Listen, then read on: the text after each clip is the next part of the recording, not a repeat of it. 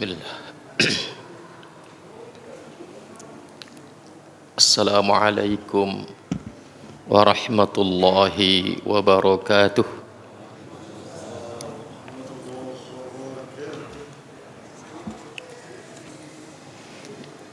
Innal hamdalillah nahmaduhu wa nasta'inuhu wa nastaghfiruh wa na'udzu billahi min syururi anfusina wa min sayyiati a'malina. Man yahdihillahu fala mudilla lahu wa man yudlil fala hadiya lahu. Ashhadu an la ilaha illallah wahdahu la syarika lah wa ashhadu anna Muhammadan abduhu wa rasuluh. Allahumma salli wa sallim ala Muhammadin wa ala alihi wa ashabihi wa man tabi'ahum bi ihsanin ila yaumiddin. Amma ba'du,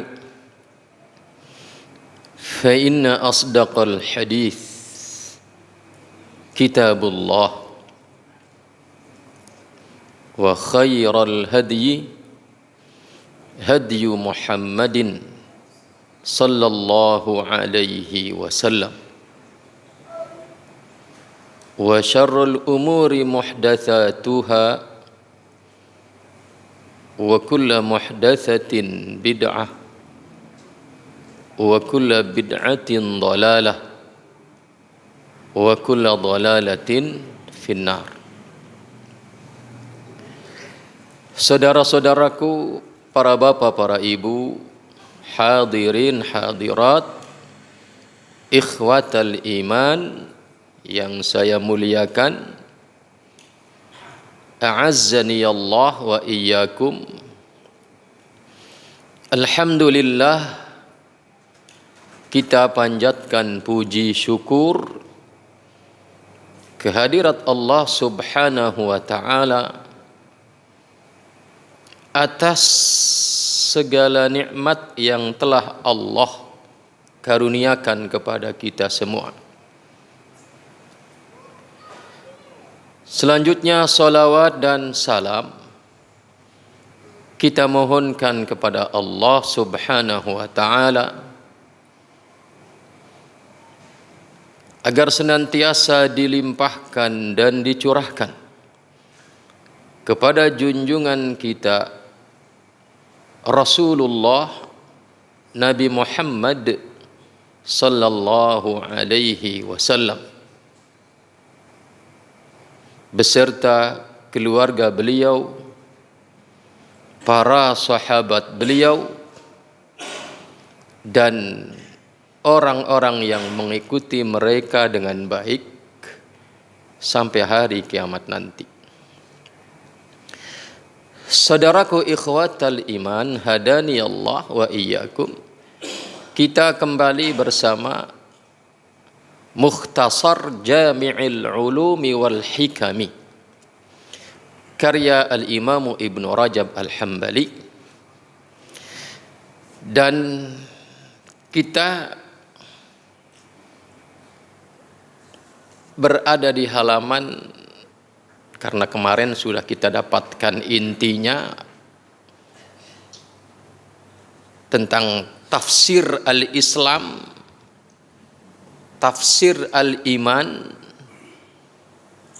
ketika dia disebutkan secara bersamaan maknanya seperti apa, ketika disebutkan satu al-Islam sendiri, al-iman sendiri dalam nas yang sendiri, itu maknanya saling mengcover. Itu kemarin sudah kita bahas.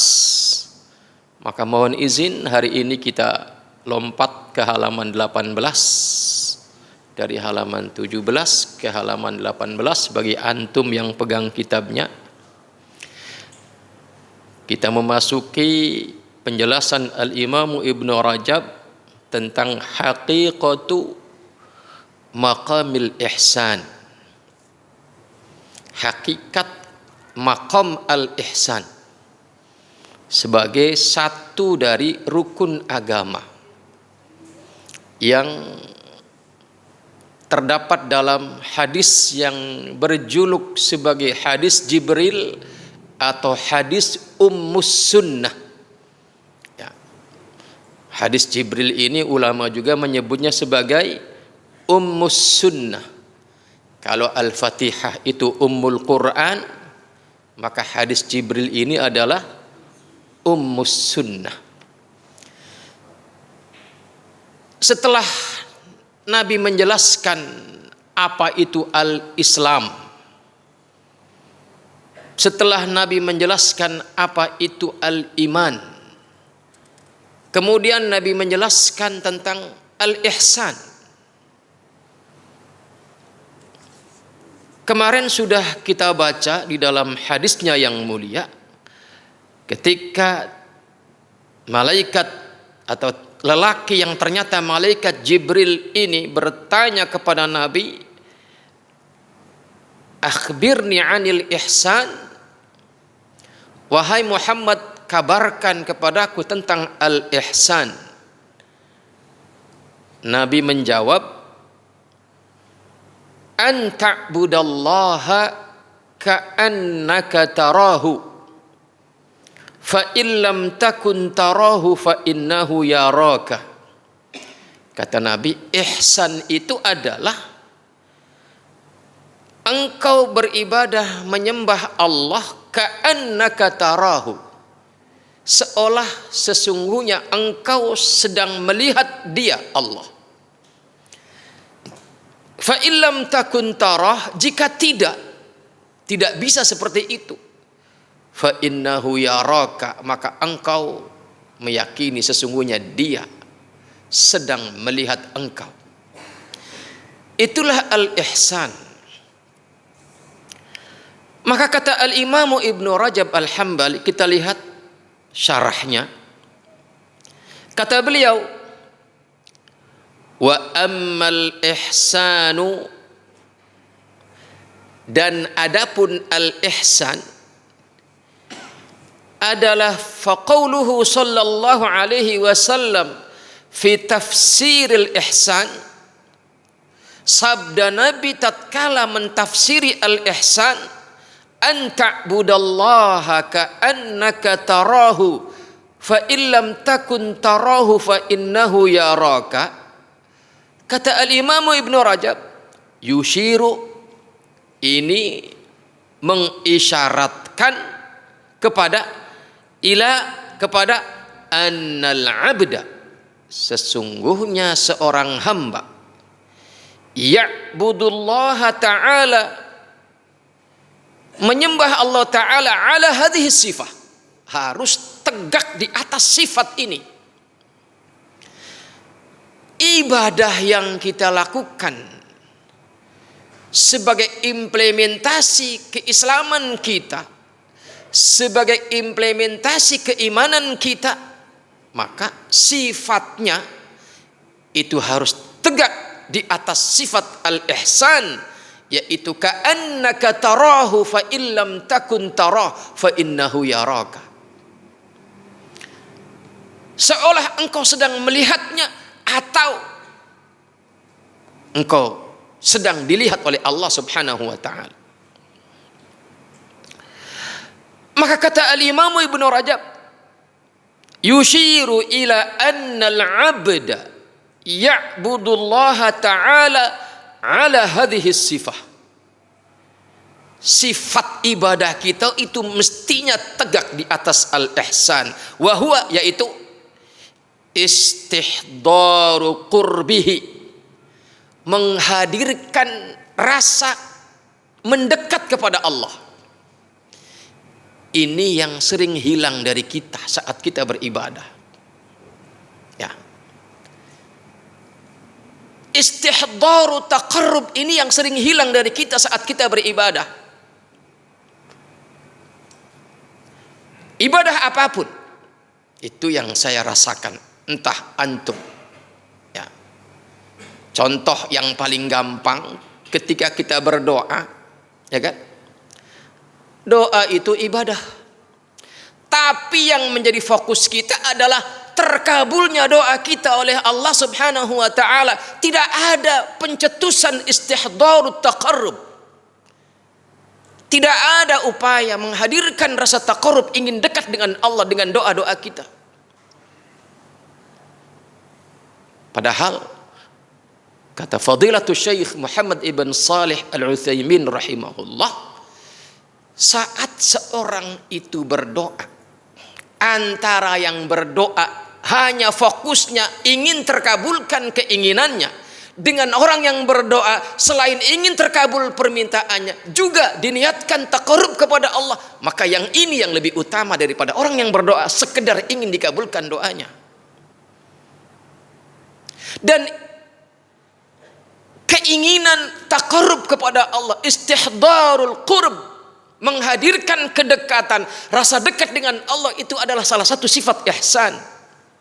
Dan ihsan itu adalah sifat ibadah yang harus kita munculkan di setiap ibadah kita. Ya.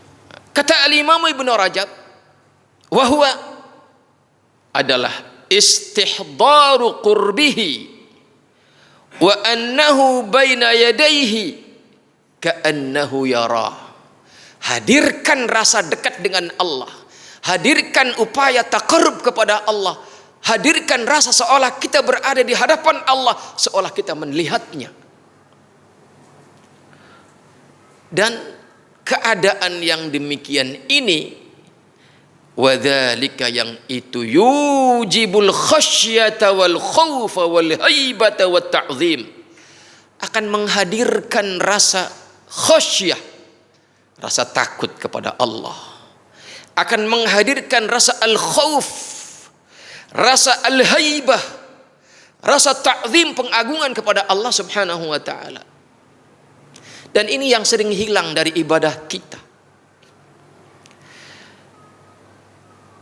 Kama jaa fi riwayati Abi Hurairah, sebagaimana telah datang di dalam riwayat Abi Hurairah radhiyallahu anhu, an takhshallaha ka'annaka tarah. Dikala engkau merasa khasyah, dikala engkau beribadah, hadirkan khasyah seolah engkau melihatnya, melihat Allah Subhanahu wa taala. Dan al-ihsan ini, sifat ibadah yang ihsan ini, yaitu istihdarul qurb ilallah, bukan hanya menghadirkan khasyah, bukan hanya menghadirkan al-khauf, bukan hanya menghadirkan al-haibah, kehebatan Allah, bukan hanya menghadirkan at-ta'zim kepada Allah, bahkan wa yujibu aidan an-nusha fil ibadah, akan menghadirkan an-nushu, nasihat di dalam ibadah. Apa itu an-nasihah? Apa itu an-nushu fil ibadah? Yaitu sebagaimana disebutkan ad-dinun nasihah, kata Nabi, ad-dinun nasihah, ad-dinu an-nasihah, ad-dinu an-nasihah, ad-din nasihah, agama itu adalah nasihat, kata Allah. Agama itu adalah nasihat. Dan Nabi di penghujung Ummus Sunnah ini, di penghujung hadis Jibril ini, Nabi mengatakan, dzalika Jibril atakum yu'allimukum dinakum. Itu tuh lelaki itu adalah Jibril, datang kepada kalian mengajari kalian tentang agama kalian, yang isinya menerangkan al-Islam, yang isinya menerangkan al-iman, yang isinya menerangkan al-ihsan. Itu Itulah agama, dan agama itu adalah nasihat. Dan barang siapa yang menegakkan ibadah dengan sifat al-ihsan, maka juga akan melahirkan apa? An-nushu fil ibadah, yaitu yakni lahir batinnya dia tata dengan syariat, batinnya dia teguh di atas keikhlasan kepada Allah Subhanahu wa taala. Lahiriahnya, bacaannya, gerakannya dia pandu dengan syariat. Itulah an-nushu fil ibadah. Tidak keluar, lahir batinnya tidak keluar dari koridor ibadah kepada Allah Subhanahu wa taala, tidak keluar dari bimbingan syariat Rasulullah sallallahu alaihi wasallam.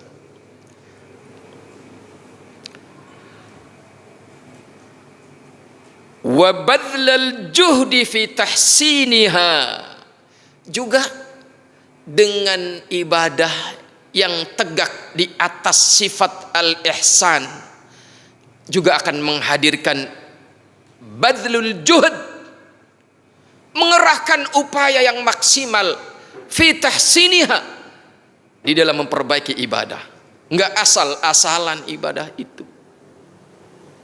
Lahirnya dia maksimalkan perbaikannya, kemudian batinnya dia perbaiki secara maksimal, sehingga kualitas dan kuantitas lahir batinnya itu berada di atas kebaikan. Dan itu buah daripada al-ihsan di dalam beribadah kepada Allah.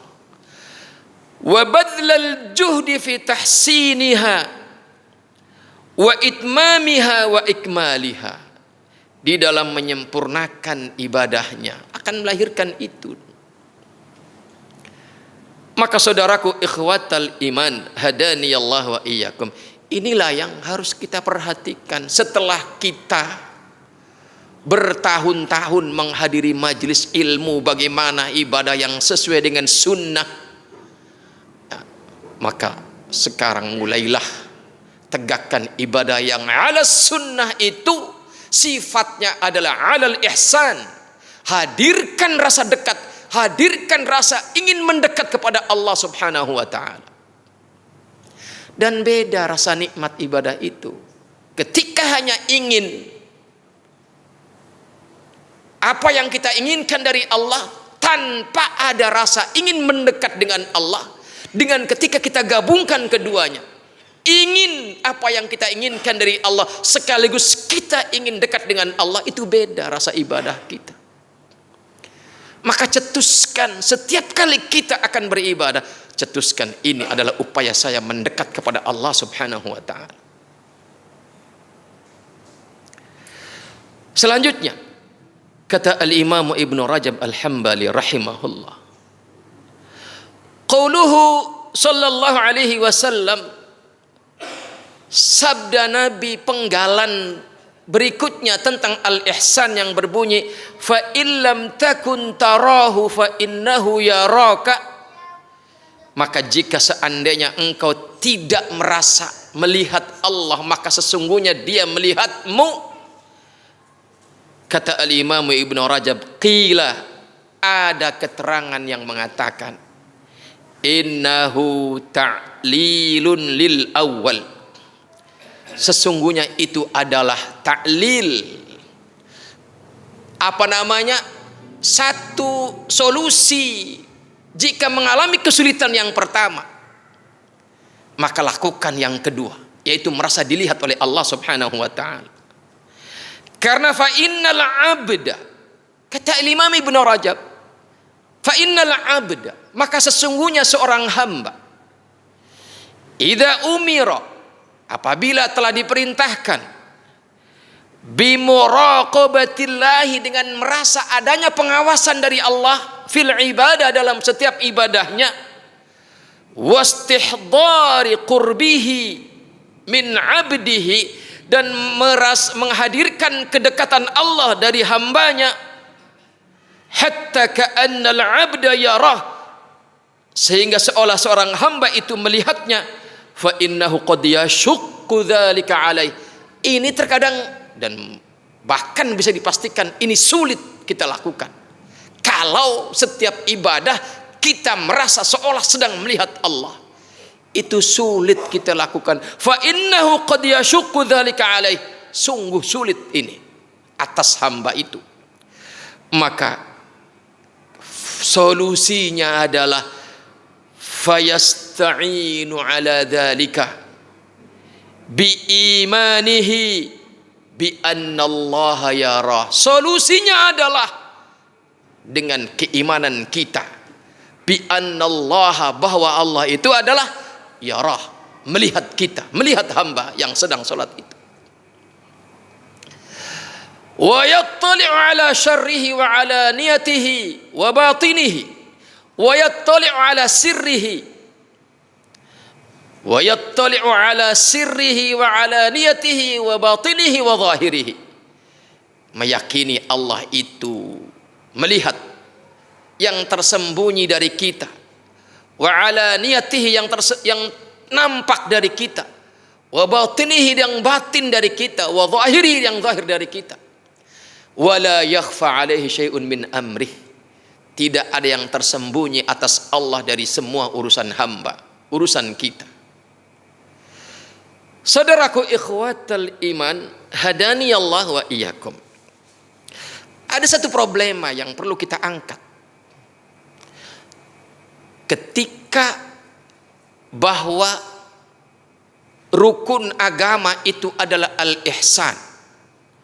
Dan ketika menegakkan agama, yaitu beribadah kepada Allah dalam arti seluas-luasnya, harus tegak di atas al-ihsan.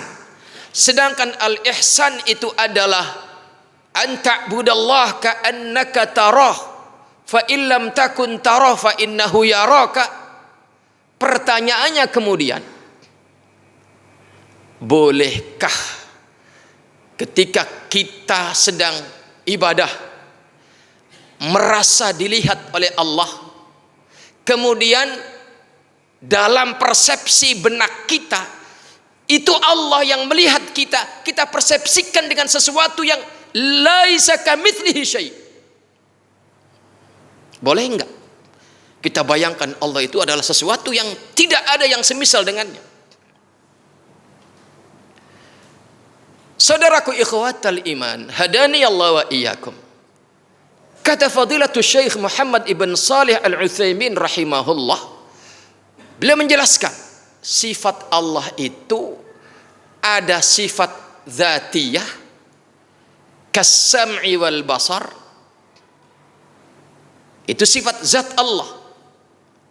Ada lagi sifat fi'liyah, sifat yang bernama perbuatan Allah, kal istiwa'i wal maji, ya, seperti istiwanya Allah di atas arsy, seperti al majiknya Allah, datangnya Allah, turunnya Allah, itu adalah sifat fi'liyah. Maka kata Syekh Muhammad ibn Salih Al-Utsaimin rahimahullah, itu kita tidak boleh mempersepsikannya hatta dengan batasan laisa kamitslihi syai'. Ya, antum ketika beribadah, contoh sholat, minimal merasa dilihat oleh Allah, ada muraqabahnya Allah. Kemudian antum persepsikan ada sesuatu zat yang maha hebat, yang maha agung, yang laisa kamitslihi syai'. Itu tetap tidak boleh. Karena apa? Kata Fadilatul Syekh Muhammad ibn Salih Al-Utsaimin rahimahullah, itu tidak boleh. Itu namanya takyif. Ya, itu namanya mengkaifiyahkan hatta dengan batasan oleh antum laisa kamitslihi syai', itu tetap tidak boleh. Kenapa? Karena Allah berfirman di dalam Al-Qur'an surat Thaha ayat 110, kata Allah, wala yuhituna bihi ilma. Tidak ada yang memiliki ihatah. Tidak ada seorang pun yang memiliki kapasitas ihatah, memiliki keilmuan yang melengkapi untuk bisa membayangkan Allah itu seperti apa. Maka cukup imani saja bahwasanya Allah itu melihat kita. Jangan ngebayangin Allah itu sebagai satu apa? Keadaan dalam persepsi antum sebagai satu keadaan yang tidak ada sesuatu yang semisal dengan keadaan yang antum bayangkan itu tetap tidak boleh. Kenapa? Karena tidak seorang pun dari manusia ini yang memiliki ihatah, ya, memiliki kapasitas yang cukup untuk membayangkan Allah itu seperti apa. Dan ketika antum membayangkan itu seperti itu artinya antum sedang mentakyifkan sifat Allah Subhanahu wa ta'ala. Ini sebagai tambahan tentang agar kita jangan sampai salah di dalam menegakkan al-ihsan.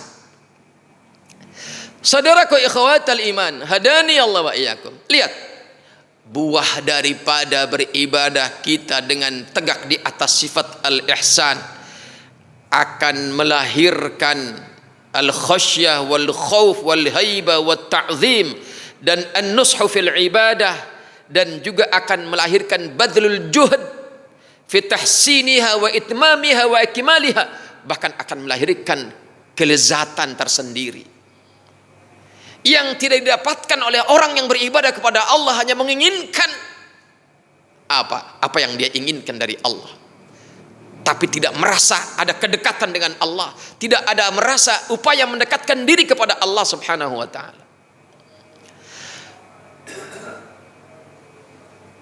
Fa idza haqqaqa hadzal maqam, kata al-Imam Ibnu Rajab,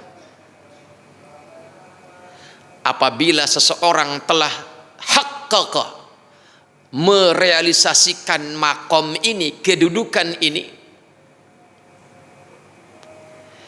sahula alaihi al-intiqalu ilal maqami tsani wa huwa dawamut tahdiqi bil basirah ila qurbillahi min abdihi wa ma'iyyatihi hatta ka'annahu yarah.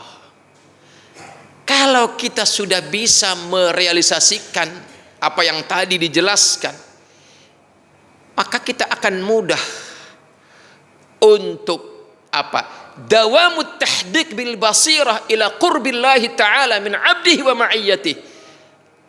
Apa? Satu kemampuan basirah untuk selalu bisa mengkondisikan kita merasa dekat, ada kedekatan dari Allah bersama kita, ada ma'iyah kebersamaan Allah dengan kita, ma'iyah khassah, ma'iyah khusus yang istimewa, hatta ka'annahu yarah, sehingga merasa dia dilihat oleh Allah Subhanahu wa ta'ala. Waqila, dan bahkan kata Imam Ibnu Rajab, ada keterangan yang mengatakan bal huwa isyaratun ila anna man syaqqa alaihi an ya'budallaha ka'annahu yarah falya'budillaha ala anna Allah yarah wa yattali'u alaihi. Kata al-Imam Ibnu Rajab, dan ini yang mudah kita cerna, ada keterangan lain yang mengatakan bahwasanya penggalan yang kedua dari al-ihsan, ya, yaitu fa illam takun tarah fa innahu yarak. Penggalan yang terakhir dari definisi al-ihsan itu adalah isyarat bahwasanya anna man syaqqa alaihi, barang siapa orangnya yang syaqqa merasa berat, alaihi atasnya, an ya'budallah ka'annahu yarah, berat ketika beribadah kepada Allah, merasa melihat Allah. Barang siapa yang tidak bisa mengkondisikan kondisi itu seolah melihat Allah, maka barang siapa yang berat mengkondisikan itu, maka falya'bud Allah, maka hendaknya dia beribadah kepada Allah ala anallaha, dengan satu keimanan anallaha yarah, bahwa Allah itu melihat dirinya. Dan ini yang paling mudah buat makom kita. Wa yattali'u alaih, imani bahwasanya Allah itu mengawasi kita. Fal yastahyi min nadharihi ilaih, maka hendaknya dia merasa malu dari pandangan Allah. sehingga kita tidak gegabah dalam beribadah, tidak asal-asalan dalam beribadah kepadanya, karena merasa dirinya dilihat oleh Allah Subhanahu wa taala. Kama qala ba'dul arifin, sebagaimana telah berkata sebagian ahli ma'rifat. Mereka berkata, ittaqillaha an yakuna ahwanan nadhirina ilaik. Takutlah kamu kepada Allah ketika engkau menjadikan Allah sebagai ahwanan nadhirina ilaika, sebagai serendah-rendahnya orang yang memandang kepadamu. Saya, ada orang yang memandang saya, tapi saya nggak nganggap pandangan dia terhadap saya. Itu namanya ahwanun nadhirina ilayya. Ya. Saya merasa dan saya tahu antum melihat saya, tapi saya nggak nganggap penglihatan antum terhadap saya. Itu namanya saya menganggap antum adalah ahwanun nadhirina ilayya. Maka kata ba'dul arifin, jangan sampai perilaku itu engkau sematkan kepada Allah Subhanahu wa taala. Jangan kau anggap penglihatan Allah, melihatnya Allah kepadamu sebagai penglihatan yang biasa-biasa saja, apalagi sampai merendahkannya. Tapi muliakanlah. Artinya setelah kita merasa dipandang oleh Allah, dilihat oleh Allah, maka muliakan, agungkan, jaga dengan apa? Perilaku kita agar semakin baik di dalam beribadah itu. Maka ittaqillaha an yakuna ahwanan nadhirina ilaika. Wa qala ba'duhum, telah berkata sebagian mereka para ahli ma'rifat, khafillaha ala qadri qudratihi alaika wastahyi minallahi ala qadri qurbihi minka. Kata mereka, takutlah engkau kepada Allah sesuai dengan kadar kudrohnya Allah kepadamu. Apa dalam persepsimu tentang kudrotnya Allah, maka disitulah letak seberapa rasa takut kita kepada Allah Subhanahu wa taala bagi orang-orang yang beriman. Khafillah ala qadri qudratihi alaika. Dan kita dapati betapa banyak kudroh Allah kepada kita. Bagaimana dia menghadirkan kita ke bumi ini, bagaimana dia memanjangkan usia kita sampai hari ini. Yang panjangnya usia itu, Pak Bu, adalah nikmat. Demi Allah, panjang usia itu nikmat. Kayak apapun kondisi fisiknya. Pernah saya angkat sebuah hadis yang sahih, di mana ada dua orang lelaki datang menghadap Rasulullah sallallahu alaihi wasallam. Keduanya secara bersamaan, di saat yang sama, di detik yang sama, menyatakan keislaman di hadapan Rasulullah sallallahu alaihi wasallam. Dan kemudian para sahabat bersaksi perjalanan keislaman dua orang ini. Yang satu luar biasa semangatnya menjalankan keislaman, yang satu biasa-biasa saja. Yang semangat ini bahkan luar biasanya sampai dia dikaruniai gugur sebagai syahid di perang Sabil bersama Rasulullah. Sedangkan yang biasa-biasa saja ini, setelah kawannya meninggal di medan perang Sabil, dia masih hidup 1 tahun.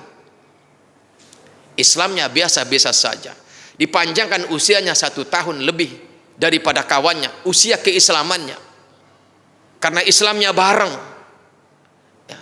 Kemudian mati setelah satu tahun, kemudian dia mati meninggalkan dunia ini bukan sebagai syahid, tapi matinya di atas ranjangnya. Sahabat yang menceritakan hadis ini kemudian ditakdirkan oleh Allah mimpi. Dia mendapati dirinya bersama dua orang ini di depan pintu surga. Kemudian kata dia, penjaga surga datang menyambut orang yang matinya belakangan, yang Islamnya biasa-biasa saja, suruh masuk surga duluan. Setelah masuk, baru penjaga surga itu datang lagi, mempersilahkan orang yang mati duluan, yang gugur di medan perang sebagai syahid. Kemudian penjaga surga itu datang lagi dan berkata kepada sahabat Rasul yang menceritakan kisah ini, pulang kamu, saat ini bukan waktumu. Begitu dia terbangun dari tidurnya, dia ceritakan kisah ini kepada kawan-kawannya dari kalangan para sahabat Rasulullah, sehingga menjadi perbincangan yang luas dan sampailah kepada pendengaran Rasul yang mulia. Dan apa respon Rasul? Bukankah dia yang belakangan matinya itu dan didahulukan masuk surga, itu pertanda kemuliaan. Itu bukankah dia lebih panjang usianya 1 tahun, sehingga dia bisa sholat sekian sholat dalam 1 tahun itu, dan dia berjumpa dengan Ramadan sehingga dia puasa Ramadan. Dan itu kata Nabi menyebabkan kemuliaannya meroket yang jaraknya setinggi antara langit dan bumi jika dibandingkan dengan kawannya itu. Jadi Pak Bu, kayak apapun sengsaranya tulang ini, dan saya rasakan, saya ini tulangnya sakit. Lihat bibir saya putih. Ya. Penyakit lama kambuh kembali. Tapi saya menikmati kehidupan yang panjang sampai hari ini, berharap ini mendatangkan kemuliaan di hadapan Allah Subhanahu wa taala, meroket setinggi langit. Walaupun Islamnya biasa-biasa saja. Maka sakitnya tulang ini, sakitnya limpa yang membengkak, sakitnya jantung yang sudah berdegup, tidak bisa diajak jalan jauh, jangan menghapus kenikmatan yang bernama usia panjang ini. Ikhwatal iman, hadani Allah wa iyyakum. Dan usia panjang ini adalah kudrahnya Allah, yang Allah paparkan kepada kita, yang Allah hadapkan kepada kita. Maka khafillah ala qadri qudratihi alaik. Cetuskan rasa takutmu kepada Allah dengan kadar kudrahnya Allah yang engkau temukan pada dirimu. Dan kalau kita membayangkan diri kita, melihat diri kita, apalagi kemudian melihat kepada alam raya ini, betapa besar kudrah Allah kepada kita. Wastahyi minallah ala qadri qurbihi minka. Dan malulah engkau kepada Allah sesuai dengan kadar kedekatan Allah kepadamu. Seberapa kedekatan kita, maka seperti itulah kedekatan Allah, bahkan Allah lebih. Apabila kita mendekat satu hasta, maka Allah akan lipat gandakan kedekatannya kepada kita. Dan itu adalah al-ihsan, muncul karena al-ihsan. Maka kata al-Imam Ibnu Rajab, wa hadha huwa haqiqatu maqamil ihsan al-musyar ilaihi fi hadis Jibril. Dan itulah hakikat ihsan, hakikat kedudukan al-ihsan yang ditunjukkan oleh hadis Jibril atau hadis Ummus Sunnah. Dan di makom inilah yatafawatu ahlu hadzal maqam fihi.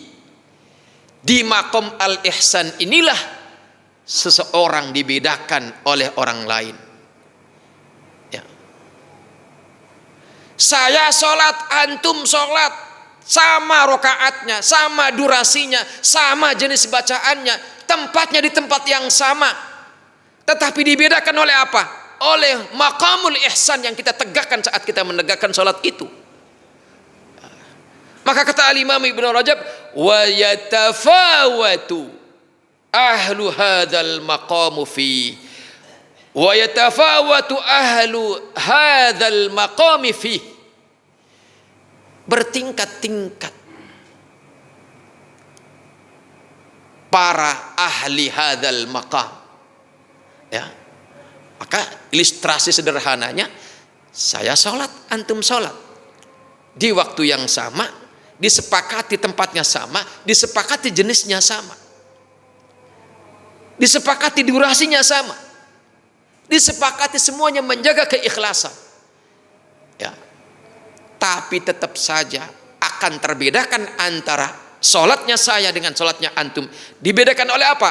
Oleh hakikatul ihsan yang hadir dalam ibadah kita.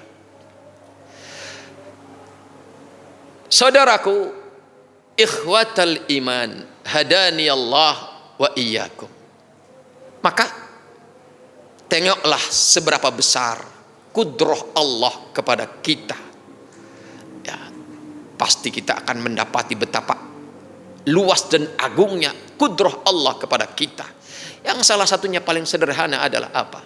Tadi kita masih diberi kesempatan hidup sampai hari ini. Yang mana orang-orang yang sebaya kita telah mendahului kita. Ini nikmat yang luar biasa. Dan jangan dihapus nikmat ini hanya karena apa? Sakitnya tulang belulang kita, sakitnya jantung kita, sakitnya apa? Justru kalau kita menghapuskan kenikmatan ini gara-gara kesakitan ini, maka apa yang kita rasakan dari kenikmatan sebagai hamba Allah itu?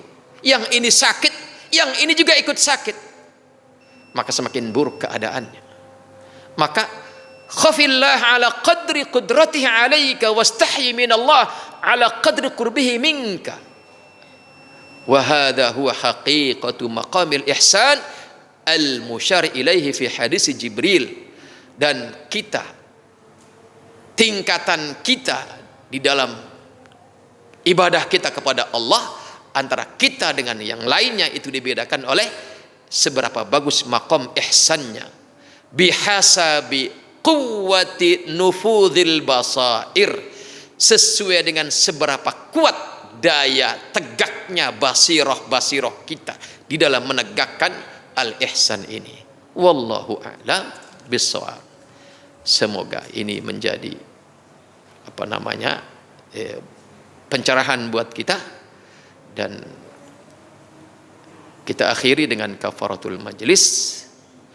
Subhanakallahumma wa bihamdika asyhadu an la ilaha illa anta astaghfiruka wa atubu ilaik. Assalamualaikum warahmatullahi wabarakatuh.